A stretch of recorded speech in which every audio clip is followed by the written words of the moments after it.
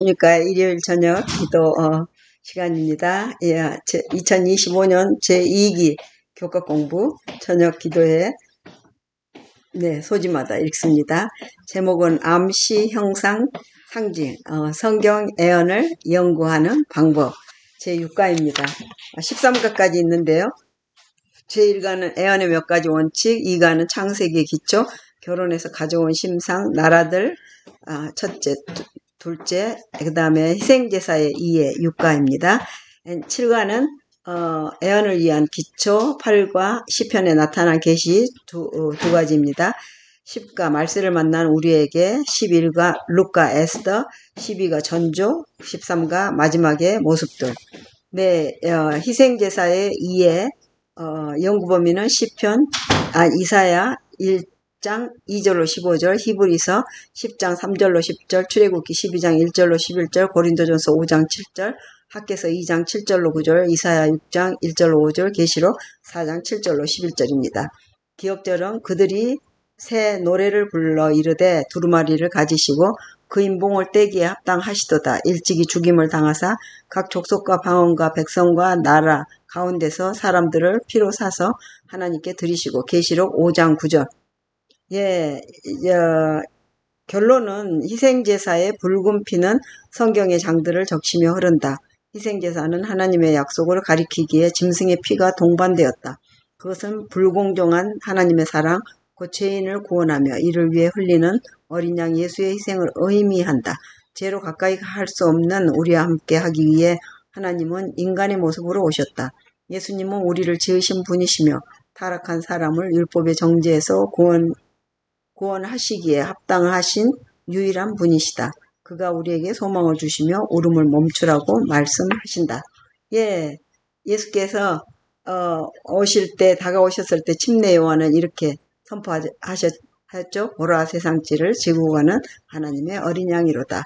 또 요한복음 1장 29절에 이것은 틀림없이 동물을 희생 제사로 드린 것과 연결되며 이 모든 것을 인류를 대신하여 그리스도의 대속의 죽음을 가리킨다는 이번 과의 요지입니다. 그래서 성경에서 모든 곳에서 희생제사는 빠질 수 없는 주제고, 희생제사의 붉은 피는 성경의 장들을 적시며 흐르고, 요한이 하나님의 보좌실로 인도되는 요한계시록의 장엄한 장면, 계시록 4장 5절에서도 중심적인 역할을 한다. 이 중요한 장면에서 예수께서 죽임당한 어린 양의 모습으로 등장하시는 것은 계시록 5장 6절, 이 애언의 장면 전체를 이해하는 중요한 열쇠가 됩니다. 그래서 어린 양이라는 것은 우리 인간이 죽을 수밖에 없는 것을 영원한 생명으로 바꿔주시는 그 역할을 바로 이 예수 그리스도가 이 땅에서 십자가에 돌아가신 데 대한 상징과 애언과 또 형상, 암시 그런 것들을 가지고 우리에게 충분히 이해시켜주시는 우리 하나님의 그 구속의 경륜의 청사진이나 그 설계도를 우리가 볼 수 있는데, 그 제일 가운데 예수 그리스도의 십자가가 사랑의 십자가, 이거는 인간을 사랑하신다는 표시입니다. 이 나머지 것들은 그냥 우리 예수님 다시 오시고 또 다시 오시는 그것을 예표하는 것이고, 그 시간을 치리하시는 하나님이 진짜 하나님이라고. 하나님이 가짜도 있고, 가짜 많습니다. 인간들이 섬기는 그 많은 가짜들이 이제 진실로 참 하나님, 창조자 하나님, 온 우주의 왕이고 만왕의 왕이시고 전지전능하시고 무소부재하시고 영원무궁하신 우리 하나님이 계시다는 것을 우리에게 보여주시는 것입니다. 그래서 이번 과는 그분이 궁극적인 희생을 치르신 무한한 사랑의 하나님이심을 보여주며 온 우주의 다른 지적 존재들도 영원토록 감탄하게 될 것이라고 하였습니다. 오늘 밤 일요일 저녁 헛된 제사로 때로는 두 가지 생각을 대조해 보는 것이 매우 유익할 수 있다. 하나님께서 당신의 백성의 제사를 실제로 거부하신 일을 살펴볼 때 우리는 성경적 관점의 제사의 본질이 어떤 것인지에 대해 많은 것을 알 수 있다. 이사야 11장 2절로 12절과 15절과 이사야 56장 6절 7절 그리고 시편 51장 17절을 비교해보면 이 구절은 희생제사에 대한 어떤 중요한 교훈을 말하고 있는가. 이스라엘 역사의 이 비극적인 장면이 하나님께서 제사를 거부하신 첫 번째 사건은 아니다. 그와 비슷한 일이 구속사가 시작될 무렵에 일어난다. 하나님께서 아벨의 제사는 받으시고 인정하셨지만 가인의 제사는 받지 않으셨다.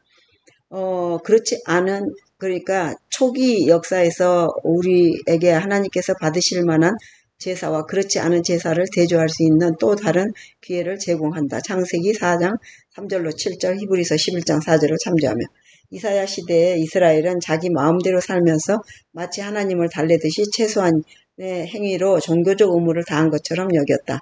그들의 제사는 가인의 제사와 같이 자신에 기초한 것일 뿐이며 하나님께 굴복하며 자신을 드리는 자세가 결여돼 있었다.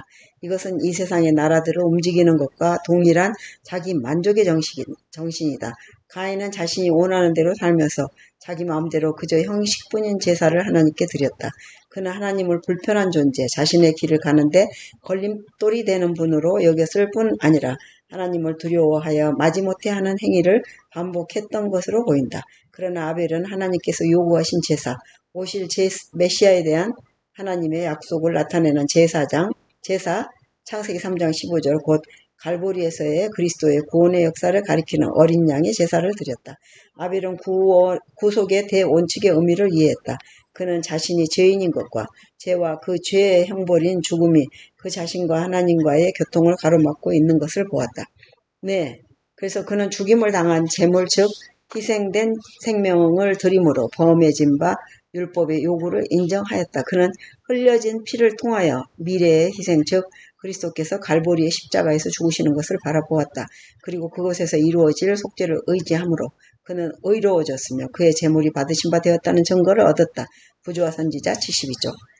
그래서 우리가 묵상하기를 그리스도의 희생을 의지하고 감사하는 마음 없이 제사나 예배를 단순히 반복하는 것은 얼마나 위험합니까? 그리고 적용하면 우리는 구원의 유일한 소망인 예수님의 죽으심을 전적으로 의지하는 것이 무엇을 의미하는지 개인적으로 어떻게 경험할 수 있겠습니까? 그래서 교훈은 하나님은 헛된 제사를 거부하십니다. 가인은 자기 맘대로 살면서 그저 형식적인 제사를 드렸지만 아벨은 하나님께 순종하며 약속을 가리키는 제사를 드렸습니다. 영감의 교훈으로는 두 종류의 제사가 있는데 한 부류는 죄를 위하여 지정된 희생을 이용하지만 다른 부류는 자신의 공로를 의지한다. 그들의 제사는 하나님의 중보의 공로가 없는 제사이기 때문에 그것으로 사람이 하나님의 은총을 받을 수 있게 해줄 수 없다. 예수의 공로를 통해서만 우리의 죄가 용서받을 수 있다. 그리스도의 피의 필요를 느끼지 않고 하나님의 은혜 없이 그들의 행위로 하나님의 간합하심을 받을 수 있다고 느끼는 자들은 가인과 동일한 과오를 범하고 있다. 부조와 선지자 72쪽. 우리 기도하겠습니다. 하늘에 계신 우리 아버지, 저희도 헛된 제사를 드린 이들처럼 하나님과 관계없이 습관처럼 예배를 드리지는 않았습니까? 그런 일이 있다면 주께서 불쾌함을 나타내기 전에 잘못을 돌이키기 원합니다. 예수님의 보혈을 매일 새기며 마음을 다해 경배하게 하옵소서. 아멘. 아멘입니다. 우리 함께 주기도문으로 마치겠습니다. 하늘에 계신 우리 아버지, 이름이 거룩히 여김을 받으시오며 나라의 임하옵시며 뜻이 하늘에서 이루어진 것 같이 땅에서도 이루어지이다. 오늘날 우리에게 일용할 양식을 주옵시고 우리가 우리에게 죄 지은 자를 사하여 준 것 같이 우리 죄를 사하여 주옵시고 우리를 시험에 들게 말게 하옵시며 다만 악에서 구하옵소서. 나라와 권세와 영광이 아버지께 영원히 있습니다. 아멘. 아멘. 감사합니다. 그래도 10분 정도의 그 기도 시간에 이 짧은 교과 공부를 읽는다는 건 큰 특권으로 여깁니다. 어쩔 때 너무 피곤하고 바쁘면 오늘 아침 같은 경우는 6시에 일어나서 어제 저녁에 못 읽은 것을 아침에 읽고 어쩔 때는 밤에 늦게 읽은 것을 아침에 업로드 시키고 막 이럽니다.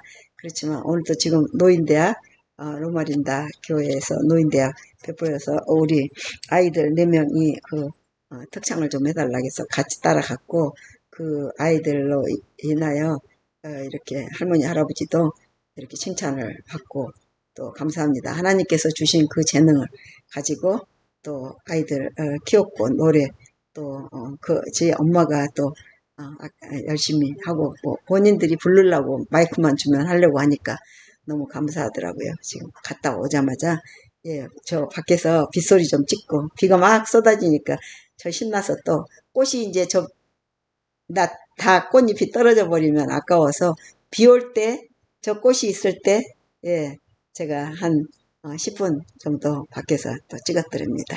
네, 메가드 블레스 여러분요. 함께 갑시다. 아멘, 아멘.